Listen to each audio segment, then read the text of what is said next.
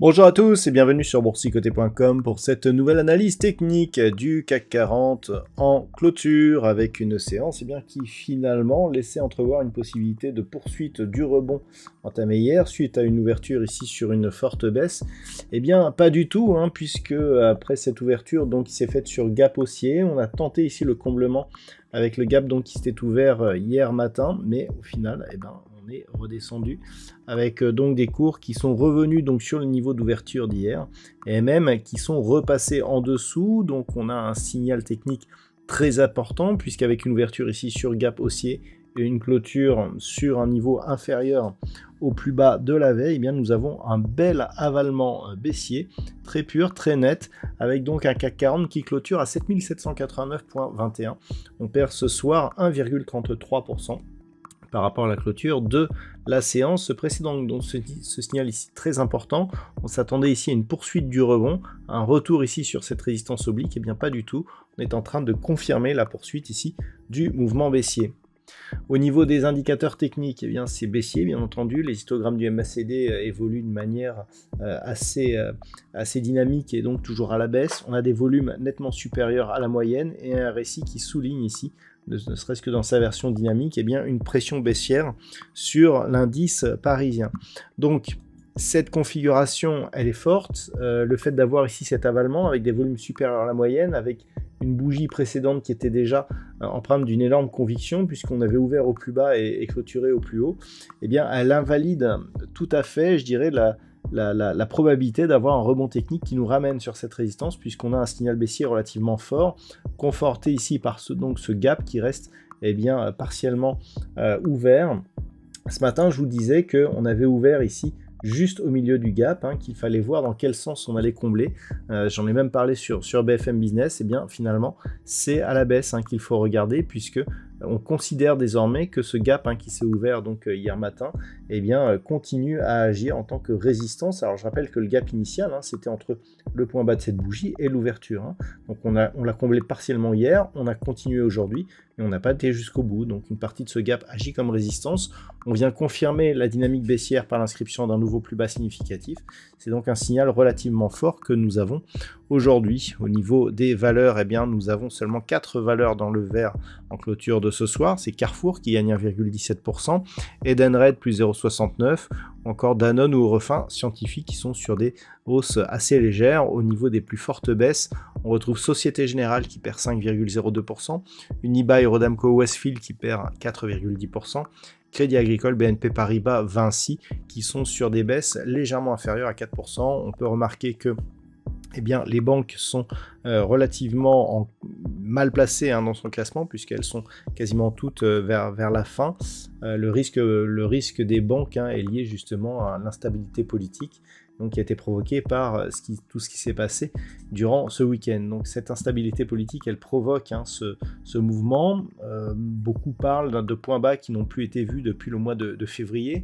Alors je tiens toujours à relativiser cette configuration. Hier, effectivement, je vous disais que le franchissement de cette zone de 7910 points était un signal technique important, mais juste à portée court terme. Le fait de regarder avec février nous force à regarder ce qui se passe si on réintègre les dividendes.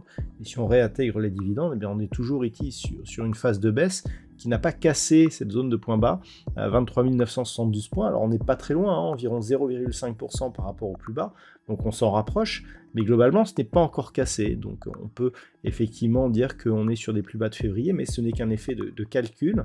Si on va sur le DAX par exemple, on se rend compte qu'on est dans une configuration sensiblement équivalente. Alors on a moins de baisse ici puisqu'il n'y a pas cette agitation politique qui agite la France actuellement, mais on est toujours ici sur une dynamique moyen terme qui est haussière. Donc si je reviens sur le Global Return, il faudra avoir ici une cassure de cette zone pour confirmer le signal que nous avons ici sur le cash à savoir la cassure de cette zone horizontale. Mais pour l'instant, on ne doit pas considérer que nous avons une accélération, un retournement baissier d'un point de vue moyen terme.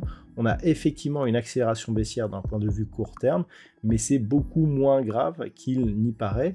Toujours est-il qu'on a donc un avalement baissier qui est donc consécutif à, je dirais, l'inquiétude qui règne sur les marchés quand justement à cette instabilité politique, alors que la situation de la France est assez préoccupante en termes d'endettement et de finances publiques. Donc globalement, c'est un petit peu tout ce qui inquiète les marchés. On a des taux qui sont remontés d'une manière significative, les taux à 10 ans du côté de la France. Donc tout ça inquiète justement les marchés et donc pèse sur les banques. Donc d'un point de vue technique, eh bien, demain, on pourrait venir tester ici une zone 7745-7692 points. C'est sur 7692 que l'on aurait une cassure qui confirmerait aussi la cassure de l'horizontale que nous avons sur le CAC 40 Global Return, et donc qui correspondrait à je dirais un contact ici avec le bas de cette configuration en biseau d'élargissement. Je rappelle que pour ne pas invalider ce biseau, eh bien, il ne faudrait pas casser un précédent point bas significatif de tendance haussière. Donc lié au dividende, on n'invalidera pas ce biseau sur rupture ici de cette zone de point bas, mais plus sur un équivalent de ce que nous avons ici, et c'est ce qui correspondrait justement à cette cassure de zone des 7745-7692 points. On est à peu près entre les deux, si on fait un report. Donc en gros, c'est 0,5% par rapport au plus bas que nous avons eu aujourd'hui. Si on revient sur le CAC 40 index, eh bien, c'est 0,5% sur le plus bas que nous avons à 7759. Ça fait un peu moins d'une quarantaine de points, donc ça nous fait 7720, on est quasiment au milieu ici, donc c'est vraiment la zone sur laquelle on devrait se poser si on continue à baisser. Vous voyez, 7720 c'est à peu près l'évolution ici de cette zone oblique, donc vraiment sur cassure de 7692, là on confirmerait, et là effectivement on commencerait à avoir je dirais des conséquences sur la tendance moyen terme. Mais tant que l'on est ici dans cette zone, certes, on confirme donc l'orientation baissière de la tendance court terme, mais pour l'instant, il n'y a pas de grosse alerte d'un point de vue moyen terme. Pour ressortir la tête de l'eau, il faudrait au minimum casser ici cette résistance oblique. On voit d'ailleurs que la moyenne mobile 20 exponentielle évolue quasiment sur cette zone. Donc on reste baissier, dans la continuité ici de cette phase où je rappelle que la semaine dernière, on était venu tester ici cette zone de résistance oblique et que je vous avais dit qu'on était dans l'incapacité justement de la franchir. Donc c'était plutôt un mauvais signal. On confirme ici, un petit peu aidé par la politique, et donc eh bien, on valide la poursuite éventuelle du mouvement avec des zones d'alerte qui sont désormais assez proches. Voilà donc ce que l'on peut dire sur cette analyse technique du CAC 40 pour ce soir. D'un point de vue statistique, nous avons une configuration qui nous donne un nombre d'occurrences assez moyen.